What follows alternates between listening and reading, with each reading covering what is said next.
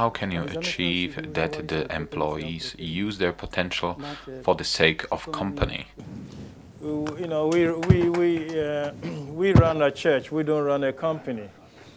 But some dimensions and aspects of church management are similar to running a company or managing a company.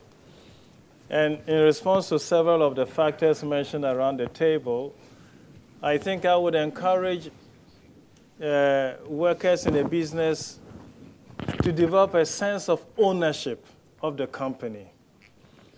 Every worker, you know, it's been said that workers are to be treated as persons and not commodities and all of that. It is important, therefore, that workers be made to develop a sense of ownership for the company, a sense of responsibility for the well-being of the company, a sense of sharing for the outcome and the destiny of the company in such a way that if the company goes up and down, they are with it. So the ownership of the workers' ownership, sense of ownership of a company, for me, is very vital. If workers don't have a sense of ownership of the company, as been said, they steal, they sabotage, they do everything to bring the company down because they don't feel a sense of ownership for the company. So I think if I was a company manager, that's one thing that I would wish that all the members, all the staff of the company develop, a sense of ownership for the company. And when I said you bring it down to church, something like that is also true in the church. In several church communities, several pastors or several priests sometimes complain that the lay people are not there with the priest. Same sense of ownership.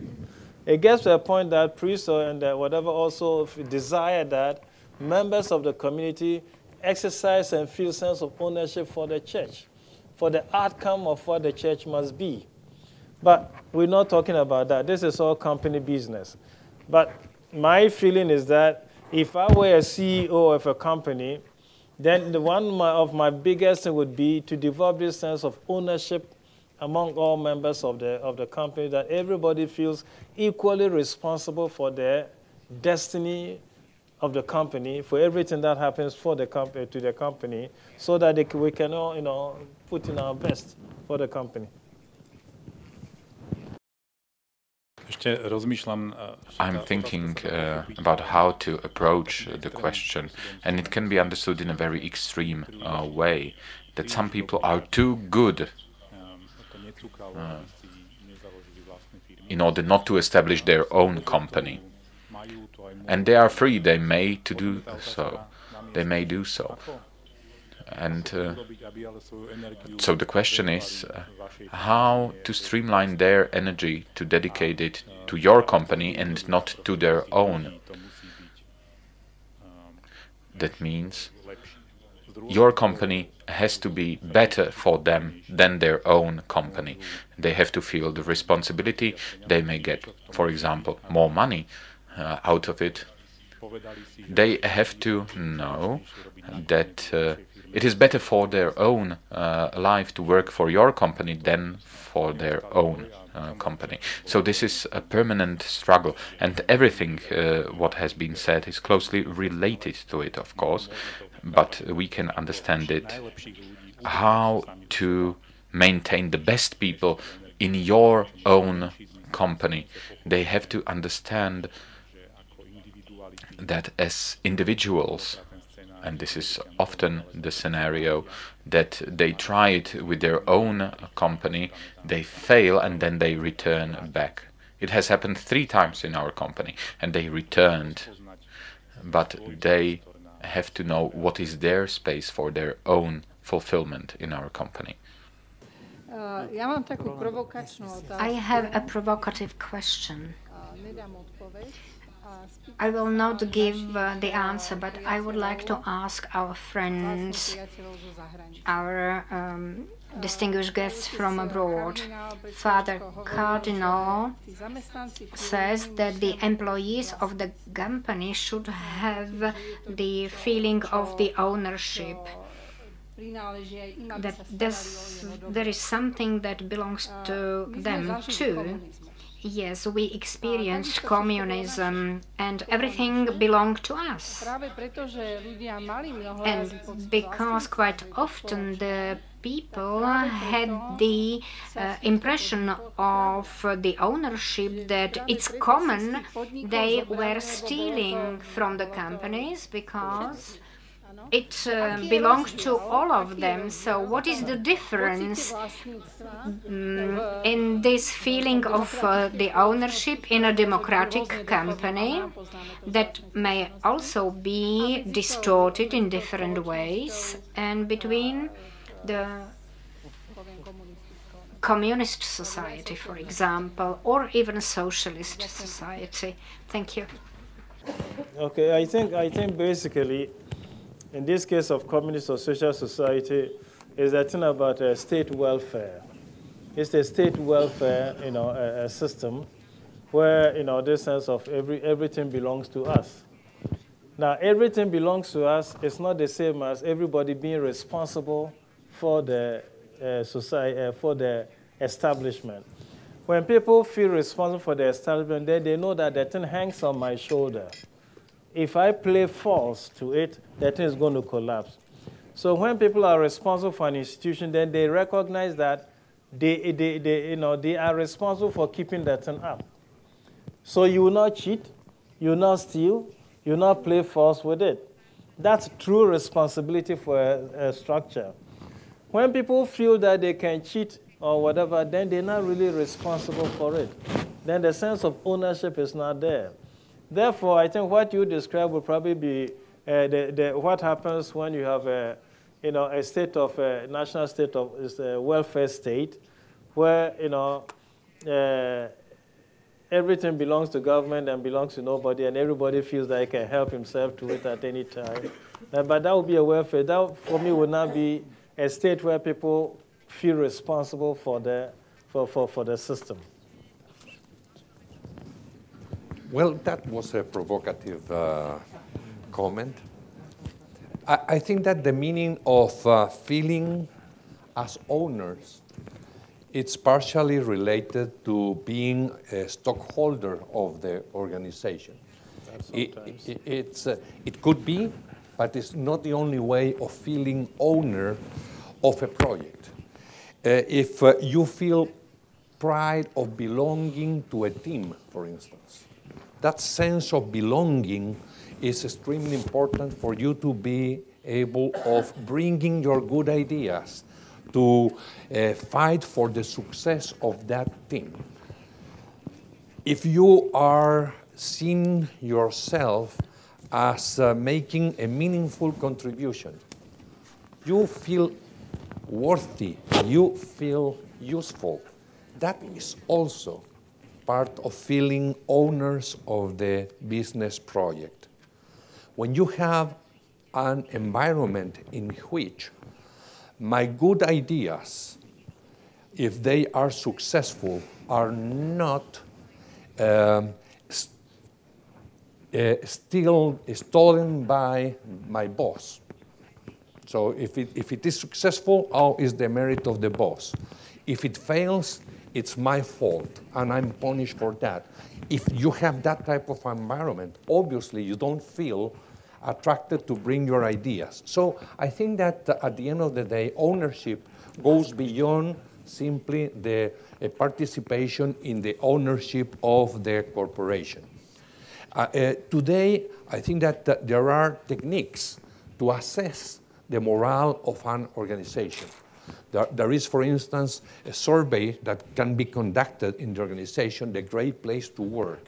That's a survey. And you can identify through the survey the areas in which you need to improve in order to improve the quality of the morale of the organization, to improve the working environment. At the end of the day, if you have a very inviting environment, I think that people will feel pride of belonging to that organization. The same as we feel as part of the owners of a soccer team. And if the soccer team wins, we also win.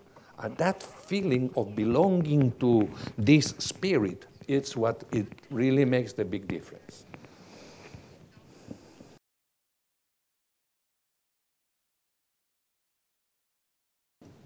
I would like to add how we can achieve it. Yeah, I think that bringing this kind of ownership and of taking care or being responsible for, how can we achieve it? I think one important point is that we have to check that the personal goals of the individuum is then parallel to the goals of the company. And so one of the most important things is that you have a proper information of your team what the goals of the company are. So it sounds very easy, but I use a lot of my time to tell all our people what we are doing, why we are doing it, and how we are doing it, so that they know why I do certain things in such and such way. So that people have, as in the first line, they have an information, and the next what is coming then is communication. So I listen also to the people. So what do they think about it, and where do they say, yeah, Wolfgang, you are right, and where do they say, think about it, we have another opinion. Yeah. So I think this is this kind of transparency, that we all know where the organization stands, where the goal is, and what the contribution is of everyone to the common goal. And this is the transparency part, and the other part is in the commitment part, that I say, well, I commit myself to be part of these goals and to make a contribution to it. And if I, as a leader, contribute to the common goals, then I also expect that my team members do also. And they will do it not when I say it, but when they see that I do it. So this is the walk the talk part of it. So it's about transparency and commitment. Then we can achieve that this kind of ownership then comes into life. Before we finish, I would like to hear your views on the following. Up until now, we have discussed many things, and it assumes that an entrepreneur, an owner, CEO is a personality that knows that the company has to be developed, that the employees have to be developed, and they know how to develop the staff. So my question is, what helps you to grow as a personality? Because the development of the company is dependent on how great the personality of the manager is. So what helps you to grow? May I think for half an hour before I answer? Well, I think that what really helps me to grow the most is to have the humility to recognize my mistakes, and that's a tough thing to do. Huh? You make a mistake, and to have that honesty with yourself, to recognize that that was an error, that is a very important contribution to your growth, I think. The second element, in my opinion, is to have the generosity to recognize the good contribution of the others. In many cases, you see your own contributions and you forget to assess the good contribution of the others. And that requires generosity. Honesty also in your interaction with the others. So perhaps humility and generosity are two elements that are extremely important for you to grow as a person. And as such, I think that at the end of the day, what helps you to grow is your spiritual strength. So I think that that's really a key for your own growth.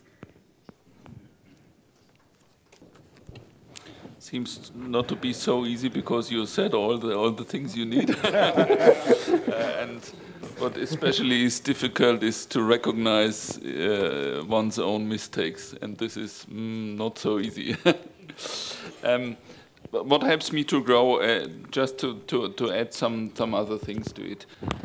What I think what helps to grow is to have different angles of view.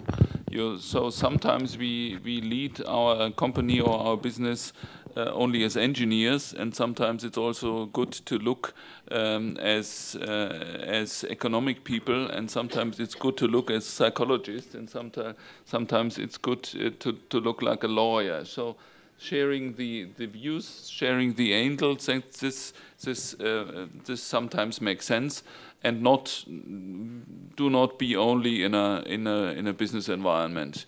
Try to find another environment too. It's not all about business in life. Yeah, so there are other aspects to have it. What also helps is true feedback.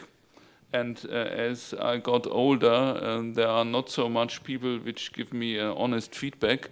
However, I have 2 handful of them, and this is important to listen to them, because as you went up in hierarchy, people tend not to say what they think about you. Yeah. So perhaps you find some people who give you feedback, and then there's one other: regular changes and challenges and new things. So these are things we are growing. Yeah, just do another thing, do another type of business, do another thing in the same business. This helps, and at the end well, we have to recognize that talent is a gift, and that we have an inner freedom, that it's not about our person, and it's not so important what happens with our person.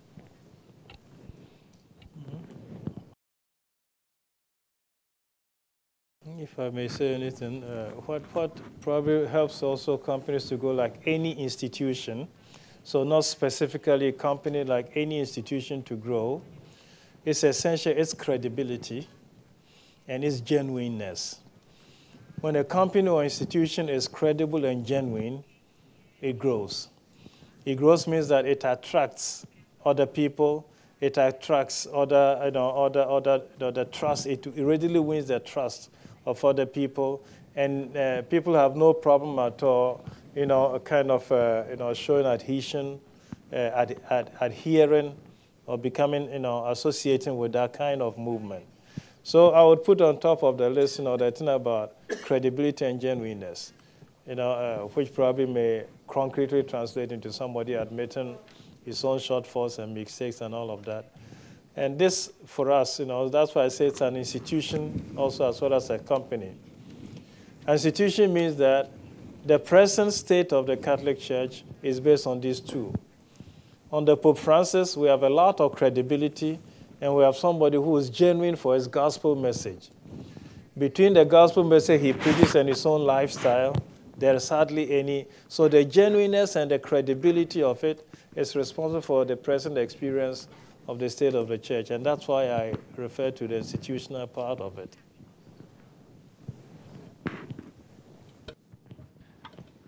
Takto som doplnil tiež, súhlasím s predrečníkmi. I agree with what was said before, but one practical point. In the factories, we came across various bosses before we established our companies. Some of the bosses were good, some of them were not good, so we could be inspired by them, especially by good bosses. When I want to grow, I have to make an analysis of what is not good, what I do not want to see in my managers. So the second thing, to be inspired by good examples. And the community we have is a very precious thing. There are a lot of wonderful people, and we can get inspiration from their lives, and this can help us to move forward. these people give us certain signs. We can take them on board or not. It's up to us.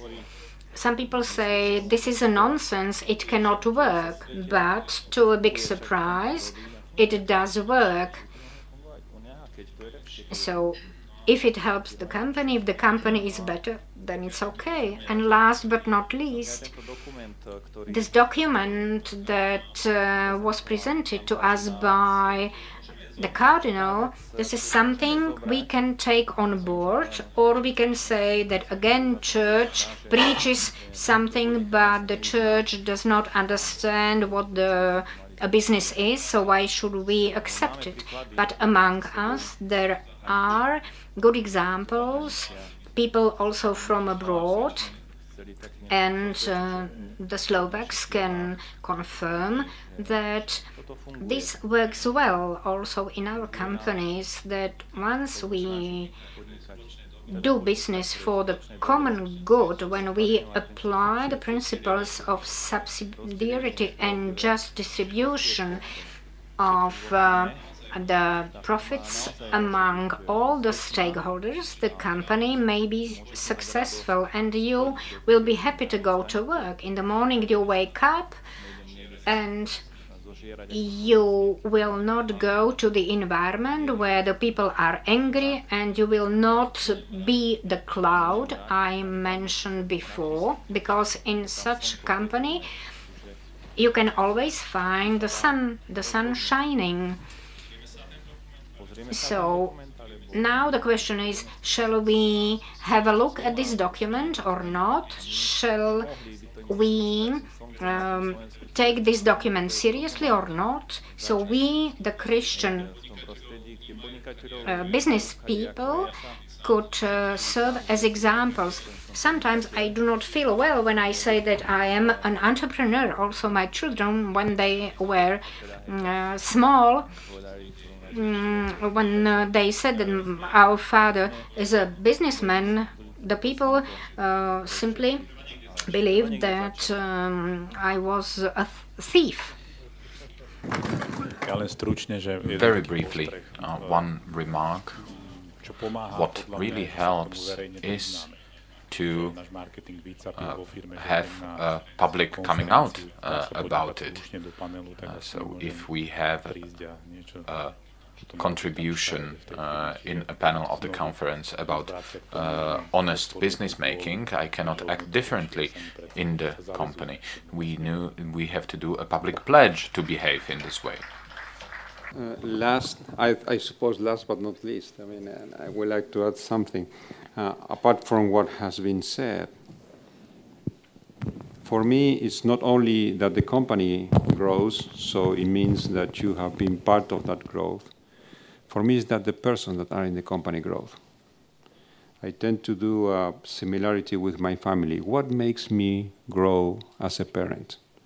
What made me grow as a person that in the marriage and with the children, you are able to feel that you are growing? Is because you were able to make them grow. And in the company, it's the same. The company grows because you have the feeling of confidence, the feeling of credibility, of genuineness, that you participate. But in order to have that, you have to have a strong confidence. And if I have the sense that the person that works with me have confidence with me, I think we all grow. So it's something not for me, but it's the team working together that grows.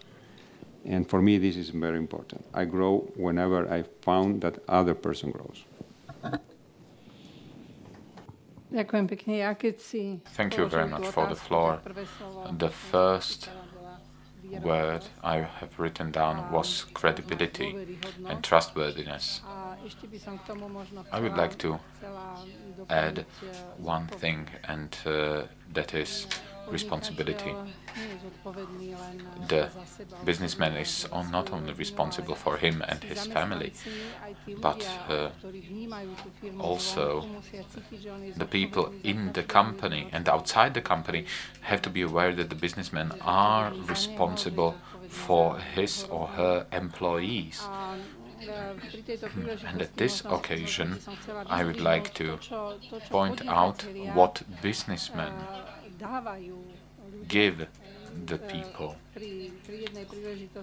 during various occasions. Pope Francis mentioned that being without work means that we lack something very important that is inherent part of our life. And I will paraphrase his word. You may imagine that if you don't have work, you have nothing to eat, but it is something else, what he says. You don't have to starve. Even if without a job, you may visit charity or some other NGOs, and they give us some food. What is, however, important, if we do not have a job, we do not bring our daily bread home. And I quote Pope Francis, we do not bring, we have lost our dignity because we are not the providers of the bread. We are not the breadwinners.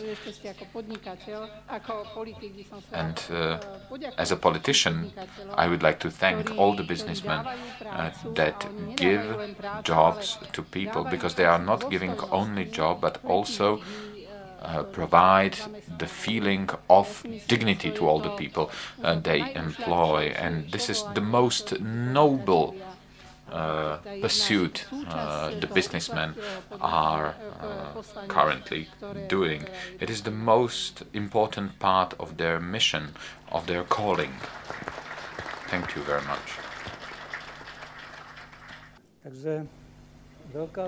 Well, thank you. Thank you all who participated in the panel for your confessions, for your stories, for sharing your experience with the audience. So I would like to thank all of you who came today, because by coming you have demonstrated that you want to do business in an honest way. We have launched a campaign with the question, can you do business honestly? We have discussed this the entire evening, but you have actually answered even before this discussion, demonstrating it by your attendance. We are interested in honest business making, and that's why you are here. So the biggest applause goes to you in the audience.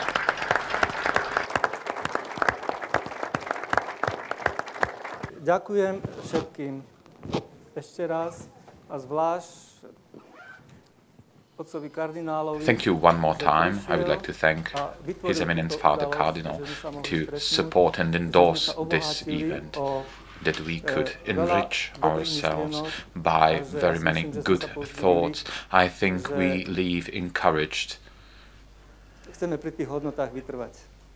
To remain with our values. So thank you very much, Father Cardinal, for your presence here in Slovakia, in Bratislava, here among the businessmen.